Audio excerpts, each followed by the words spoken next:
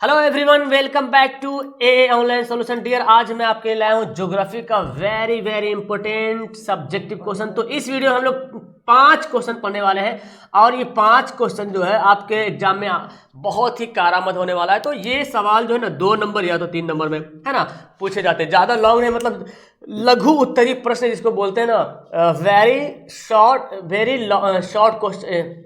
Short क्या बोले, very long से थोड़ा सा कम जो होता है बोल सकते हैं उसको दीर्घ उत्तरीय प्रश्न, ठीक है ना तो लॉन्ग ना तो शॉर्ट। ओके, तो 2 से 3 नंबर पूछा जाता है ये सवाल। तो बहुत इंपॉर्टेंट है सवाल को देखना। एंड सबसे इंपॉर्टेंट बात यहाँ पे ये है डियर कि इस सवाल को मैंने इंग्लिश में भी कन्वर्ट किया। तो जो बंदे इंग्लिश वाले हैं, जैसे सीबीएसई हो या बिहार बोर्ड या किसी भी बोर्ड से जो इंग्लिश में भी एग्जाम देते हैं, इंग्लिश लवर है, तो you can watch this video. And आपको पूरी वीडियो देखना है, एक भी क्वेश्चन स्किप नहीं करना। एंड लास्ट मुझे आप मुझे बताओगे कि आपको कितना सवाल याद था। ओके, ये जस्ट लाइक एक होमवर्क है एंड मैं इसको आपको अंडरस्टैंड करने की कोशिश करूंगा। आप जब समझोगे तो आप बहुत अच्छे तरीके से इसको समझ पाओगे, समझ करके याद कर पाओगे। तो लेट्स स्टार्ट।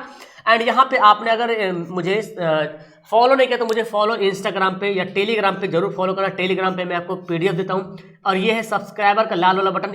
इसके साथ जो करना खेलना है खेलते रहो, लेकिन इसको लाल को खत्म करो। आगे बढ़ते हैं। सबसे पहला सवाल यहाँ पे है, संसाधन को परिभाषित करें। That's very important. Define resources. क्या है संसाधन? संसाधन से आप क्या समझते हैं? संसाधन किसे कहते हैं? संसाधन से क्या तात्पर्य है? इस टाइप का सवाल बन सकता है, ठीक है ना। तो इसका आंसर यहाँ पे देखिए, अपनी भाषा में इसका आंसर देना है। बहुत अच्छी बात है। हमारे वातावरण में उपलब्ध कोई भी चीज जिसका उपयोग हमारी इच्छाओं को पूरा करने के लिए किया जाता है। यानी कि हमारे वातावरण, हमारे आसपास में कोई भी चीज है ना, आपकी आंखों से जितनी सारी चीजें दिखाई दे रही ना, वो हमारी इच्छाओं को पूरा करता है ना। तो अगर वो सब हमारी इच्छाओं को पूरा करता है तो वो क्या हो जाता है? संसाधन होता है। यहाँ पे थोड़ा सा तरतीब से लिखना है कि हमारे वातावरण में उपलब्ध कोई भी चीज जिसका उपयोग हमारी इच्छाओं को पूरा करने के लिए किया जाता है, उसे एक संसाधन के रूप में मान्यता दी जाती है। उसको क्या कहते हैं? संसाधन बोलते हैं। जैसे कलम को हम इस्तेमाल करें तो कलम भी क्या हो गया? मेरे लिए संसाधन हो गया। जैसे आप मुझे इस्तेमाल कर रहे हो कि आप पढ़ रहे हो मेरे से, तो आपके लिए मैं संसाधन हो गया हूँ, ठीक है ना। अगर मैं कोई मोबाइल इस्तेमाल कर रहा हूं तो मोबाइल जो है मेरे लिए संसाधन है, क्योंकि मेरी जरूरतों को पूरा कर रहा है। तो हमारे वातावरण में वैसी वस्तुएं, वैसी चीजें जो मानव की आवश्यकताओं को पूरा करती है या हमारी इच्छाओं को पूरा करती है, उसको हम संसाधन कहते हैं। या देखते हुए कि यह तकनीकी रूप से सुलभ है या आर्थिक रूप से व्यवहार और सांस्कृतिक रूप से उपलब्ध, मतलब किसी तरीके से, चाहे तकनीकी रूप से हो अच्छा, या हमें फायदा हो रहा, आर्थिक रूप से व्यवहार्य है, या सांस्कृतिक रूप से उपयुक्त हो रहा। एंड यहाँ पे इंग्लिश वाले इसको आप नोट कर लो या तो स्क्रीनशॉट ले लो, बिकॉज मैंने तो आपको समझा दिया। Anything available in our environment that can be used to fulfil our desire is recognised as a resources. इसको given that is technically accessible, economically viable and culturally appropriate. तो इसको आप लोग नोट कर लो, बाकी तो आप समझ गए हो। चलिए आगे बढ़ते हैं। हरित क्रांति से आप क्या समझते हैं?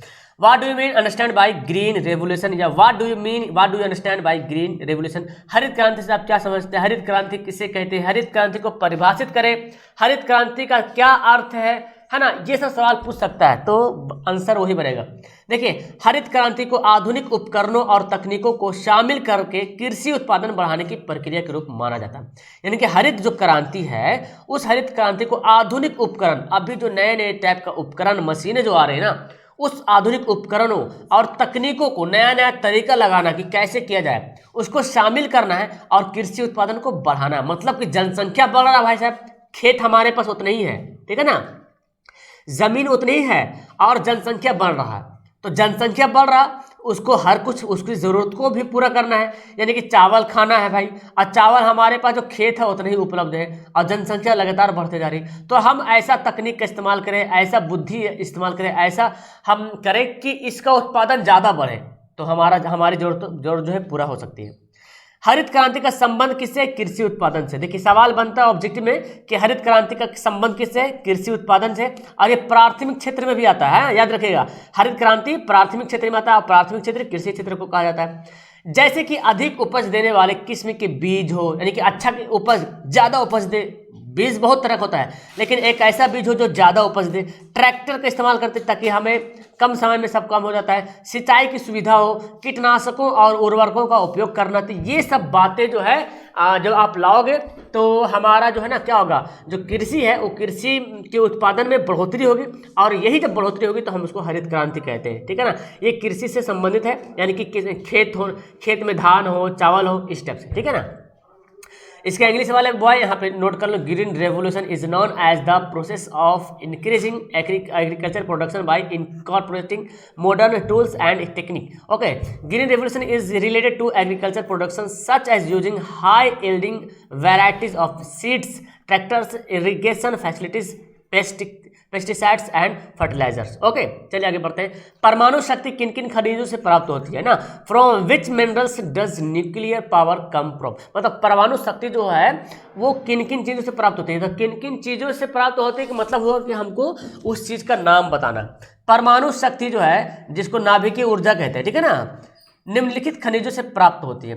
देखिए, यूरेनियम से प्राप्त होती है, थोरियम से प्राप्त होती है, नियोबियम से प्राप्त होती है, टेंटेलम से प्राप्त होती है, बेरियम से प्राप्त होती है, जिरकोनियम से प्राप्त होती है, लिथियम से, इट्टियम से प्राप्त होती है।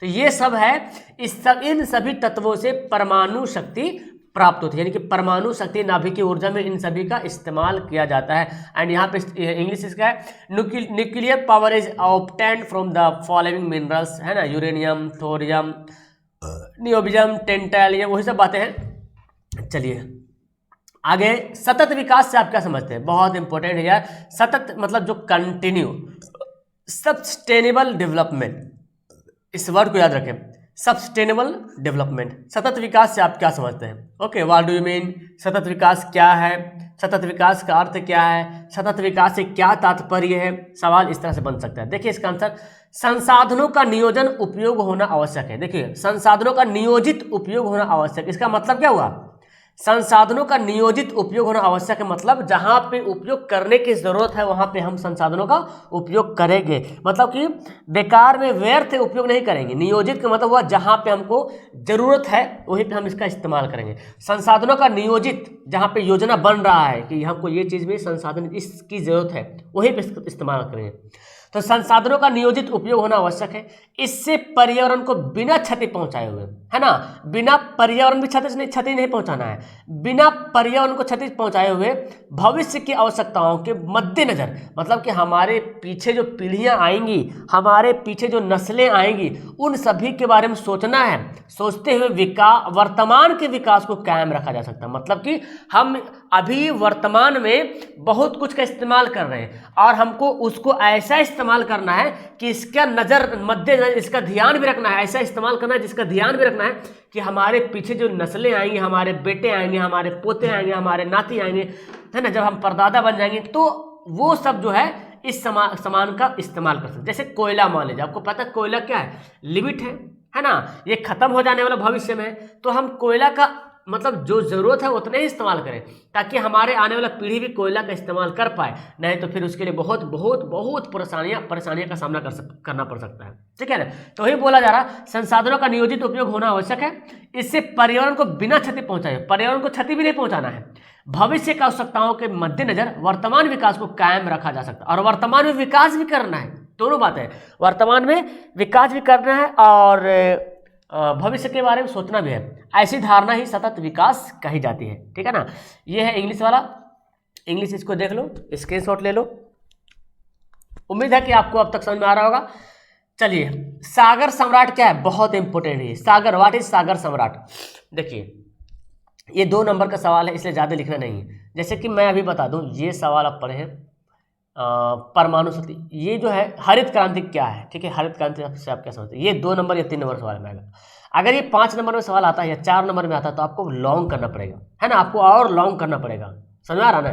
तो ये 3 नंबर का 2 नंबर का इतना लिखेंगे आपके कॉपी में कम से कम ये 8 से 10 लाइन तो जरूर चल जाएगा, है ना। ये मेरे पास एक सिस्टम में 4-5 लाइन दिख रहा है, तो आपके कॉपी में तो 8-10 लाइन तो कर ही दीजिएगा आप, अपना तो जादू है ही हाथ में, है ना। चलिए, ये पढ़ लिए, ये पढ़ते। सागर सम्राट क्या है, देखिए, व्हाट इज सागर सम्राट? देखिए, सागर सम्राट मुंबई तट से, मुंबई तट समझ रहे ना, मुंबई का जो किनारा, या जैसे गोवा का तट मतलब बीच समझे, तट मतलब बीच, ठीक है ना। सागर सम्राट मुंबई तट से 176 किलोमीटर दूर अरब सागर में स्थित एक जलयान है, मतलब एक नाव। जलयान मतलब क्या होता है? जहाज है, एक शिप है, ठीक है ना। एक जहाज को बनाया गया है, एक नाव की तरह बनाया गया है, समझो एक जहाज है। और वो जो अरब सागर में जो समुद्र के जो समुद्र है, मुंबई है, मुंबई के तट से 176 किलोमीटर दूर अरब सागर में जो है एक नाव है, जलयान है, जो पानी के भीतर तेल के कुएं खोदने का कार्य करता है। क्या काम करता है सम्राट? सागर सम्राट जो है पानी के भीतर तेल के कुएं खोदता है, समझ में आ रहा ना। और सागर सम्राट एक शिप का नाम है, एक जहाज का नाम है, ठीक है ना। सागर सम्राट एक जहाज का नाम है, एक शिप का नाम है। जलयान है, जल मतलब जलयान मतलब जल, पानी वाला जहाज। तो मुंबई तट से 176 किलोमीटर दूर अरब सागर में एक जलयान है जो पानी के भीतर तेल के कुएं खोदने का कार्य करता है। यहाँ 80 करोड़ टन तेल भंडार का अनुमान लगाया गया है, ठीक है ना। तो यही है सागर सम्राट, है ना। इसके बारे में और भी आगे बढ़ा चढ़ा के आप चाहे तो लिख सकते हैं, गाइड में बहुत अच्छे तरीके से दिया हुआ है, वहाँ से भी देख सकते हैं, है ना। मैं आपको थोड़ा से अच्छे तरीके से समझाने की कोशिश किया हूँ यहाँ पे। तो ये है इसका English. Sagar Samrat is a ship located in Arabian sea 176 kilometre from the Mumbai coast which work for digging oils. Digging मतलब खोदना, wells underwater. It's estimate to have 800 million tons of oil resources, ठीक है। तो यहाँ पे 5 सवाल मैंने क्लियर कर दिया है, ओके। 5 सवाल मैंने क्लियर कर दिया है, और 5 सवाल में अब आपको बताना कि कितना सवाल याद था। अगर आप 5 का 5 याद कर ले तो वेल डन। आपको कितना ज़्यादा नीचे कमेंट करेंगे, और अगर आपको याद नहीं है तो मेरे प्यारे प्यारे लवली लवली प्यारे रसगुल्लों, इसको याद कर लो, ठीक है ना। बिकॉज अब ऐसा तुम लोग मत बोलना सर ये सवाल आएगा। देखो किताब में बहुत सारा प्रश्न है, आप याद तो करो, आना नहीं आना वो बात की बात है ना। लेकिन आप ये सवाल मत पूछना सर ये सवाल आएगा, क्योंकि हम बोर्ड ऑफिस में बैठ के नहीं है जो हम बता दें कि ये सवाल आएगा, ठीक है ना। तो ये सवाल बेवकूफ़ लोग करता है कि सर आएगा एग्जाम में, आप पढ़ो, है ना। अगर आता ही सवाल हो तो हम आपको पढ़ाते क्यों इतना? एक ही बार एग्जाम के टाइम में सवाल दे देते, हो जाता खत्म, फिर तो सब याद कर लेता है ना। चोरी भी दुनिया भर को होता ही है बहुत जगह। तो ये सवाल कभी मत करना किसी से भी कि ये सवाल आएगा, जो आएगा मतलब कि आप वही पढ़ना चाह रहे, पढ़ाई का मकसद अलग है। तो आप कहना मेरा ये है कि सवाल जो मैं दे रहा हूँ आपको याद नहीं तो आप इसको याद कर ले। याद करना बहुत आसान है डियर, इसको नोट करो एक बार अपने कॉपी में, और नोट करके इसको रोज 1 से 2 बार रिवीजन कर लो, बस याद हो जाएगा। कोई भारी चीज़ थोड़ी ना, समझ के याद करना है, ओके। चलो यार, तो बहुत बोल रहे हो मैं, फिलहाल इसको लास्ट करते हैं वीडियो को। एंड आप लोग इसको याद करना, मुझे कमेंट करके जरूर बताना कैसे लगे आपको video. Okay, that's all, thank you everyone, bye.